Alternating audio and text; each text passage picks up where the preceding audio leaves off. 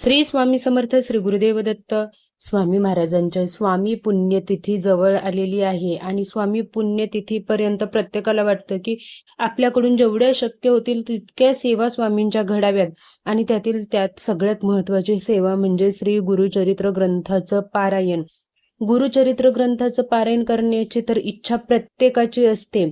प्रत्येकाच्या मनात असतं की आपल्या हातून गुरुचरित्र ग्रंथाचं पारायण व्हावं, पण काही ना काही अडचणींमुळे, काही कारणांमुळे, नियमांमुळे, आजारपणामुळे आपण ते पारायण करू शकत नाहीत. आणि खरं सांगू, जोपर्यंत ब्रह्मांड नायकाची इच्छा होत नाही ना की तुमच्या हातून गुरुचरित्र ग्रंथाचं पारायण व्हावं, जोपर्यंत ते ठरवत नाहीत ना तोपर्यंत श्री गुरुचरित्र ग्रंथाचं पारायण होणं देखील शक्य नाही आहे. त्यांची इच्छा झाली ना की तुमच्याकडून, त्यांच्या भक्ताकडून त्यांना हे पारायण करून घ्यायचं आहे, तर ते कसंही तुमच्याकडून पारायण करून घेतील. पण काय, कारण कोणतंही असू द्या, पण आपल्याला वाईट वाटतं ना की आपल्याकडून गुरुचरित्र ग्रंथाचं पारायण होत नाही आहे. मग आता वाईट वाटून घेऊ नका, कारण की गुरुचरित्र ग्रंथा इतकंच भव्य दिव्य असं याचं जरी तुम्ही पारायण केलं ना तरी तुम्हाला गुरुचरित्र ग्रंथा इतकंच फळ मिळणार आहे. त्याच्यामुळे तुम्ही आजचा व्हिडिओ शेवटपर्यंत नक्की पहा. या व्हिडिओमध्ये मी तुम्हाला कोणतं पारायण करायचंय, कसं करायचं, नियम काय आहेत, किती दिवसाचं करायचं, सर्व माहिती सांगणार आहे. त्यामुळे तुम्ही व्हिडिओ कुठेही स्किप करू नका. आणि अजून जर तुम्ही आपल्या निष्ठा या यूट्यूब चॅनलला सबस्क्राईब केलं नसेल तर चॅनलला सबस्क्राईब करा. व्हिडिओला कमेंट करा. कमेंटमध्ये श्री स्वामी समर्थ लिहायला विसरू नका. तर आता चला, कोणतं पारायण करायचं आहे आपल्याला आणि नियम काय आहेत, सर्व माहिती तुम्हाला मी डिटेलमध्ये सांगते. बघा, या ग्रंथाबद्दल तर तुम्ही ऐकलंच असेल, पण हे पारायण जर का तुम्ही मी सांगितल्याप्रमाणे, म्हणजे मी काही जे नियम सांगणार आहे, कधी करायचं, कसं करायचं, जी काही माहिती सांगणार आहे ना, त्या नैवेद्य कोणता, म्हणजे छोटी छोटी गोष्ट मी तुम्हाला सांगेल, त्या प्रकारे जर का तुम्ही हे पारायण केलं ना तर नक्कीच तुम्हाला श्री गुरुचरित्र ग्रंथ इतकं फळ मिळणार आहे. तर हे पारायण आहे संक्षिप्त गुरुचरित्र पारायण. आपल्या मनात नेहमी येतं की गुरुचरित्र ग्रंथाचं पारायण करावं, पण काही कारणामुळे जर का ते शक्य होत नसेल तर तुम्ही संक्षिप्त श्री गुरुचरित्र करू शकता. याचं देखील खूप चांगलं फळ तुम्हाला मिळेल. याच्या आता बघा, कोणी 11 पारायण करतं, कोणी 21 पारायण करतं, कोणी 7 पारायण करतं. तुम्हाला हवं तितकं पारायण तुम्ही करू शकता. पुण्यतिथीच्या पुढे गेलं तुमचं, म्हणजेच 15 एप्रिल नंतर जरी पारायण चाललं तरी काही हरकत नाही आहे. पण हा कालावधीमध्ये तुमच्याकडून पारायण होणं खूप महत्वाचं आहे.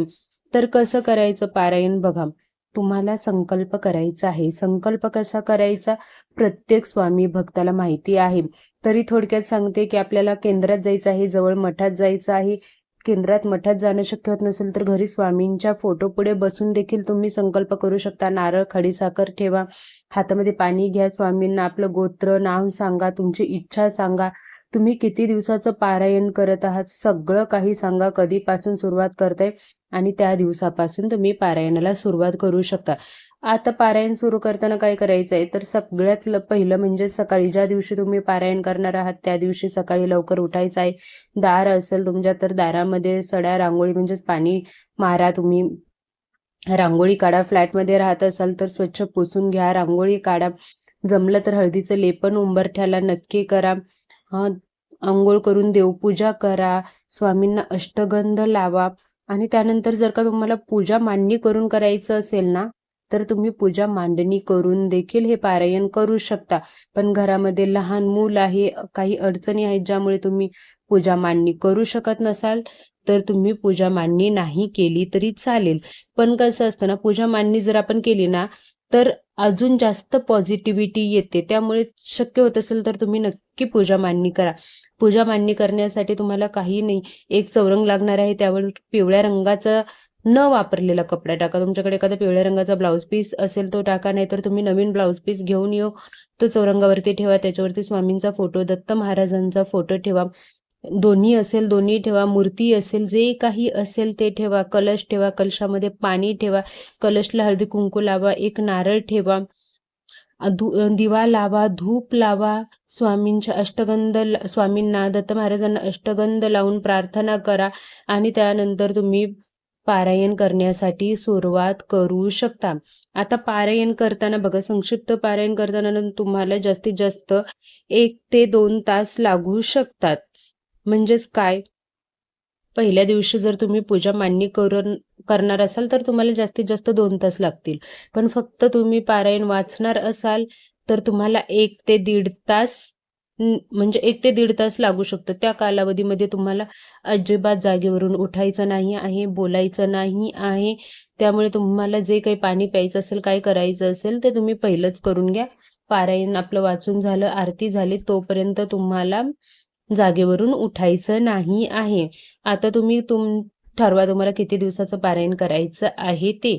मी सांगेल की आता पारायण तुम्ही जर 7 दिवसाच्या पारायणाला सुरुवात केली तर तुमचं 15 एप्रिलपर्यंत नक्कीच संपेल. त्याच्यासाठी नियम तुम्हाला माहितीच आहेत. मासिक धर्म जर येणार असेल तर तुम्ही आता लगेच पारायणाला बसू नका याच्या.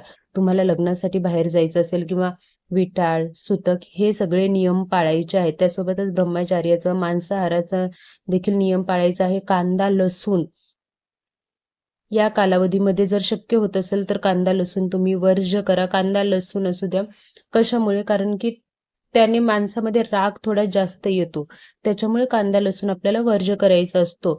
बाहेरचं पराग्न तुम्हाला वर्ज्य करायचं आहे. अशा पद्धतीने जर तुम्ही 7 दिवस पारायण केलं आणि रोज तुम्ही ज्यावेळेस वाचणार आहात ना त्यावेळेस नैवेद्य म्हणून काही ना काही खीर बनवा, बेसनाचे लाडू ठेवा, फळं ठेवा आणि शेवटच्या दिवशी तुम्ही पुरणपोळीचा नैवेद्य दाखवू शकता. बघा, अशा प्रकारे जर तुम्ही 7, 11, 21 दिवसाचं पारायण जर केलं ना तर नक्कीच तुम्हाला श्री गुरुचरित्र ग्रंथ इतकंच फळ मिळेल. तुमची इच्छा पूर्ण होईल.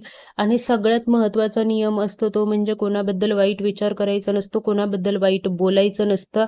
हा नियम सगळ्यात महत्त्वाचा आहे. तुम्ही जेवढ्या लोकांबद्दल चांगला विचार कराल देव तुमचं तेवढंच चांगलं आणि भलं करेल. तर नक्कीच तुम्ही श्री गुरुचरित्र ग्रंथाचं पारायण करू शकत नसाल तर संक्षिप्त श्री गुरुचरित्र ग्रंथाचं तुम्ही पारायण करून बघा.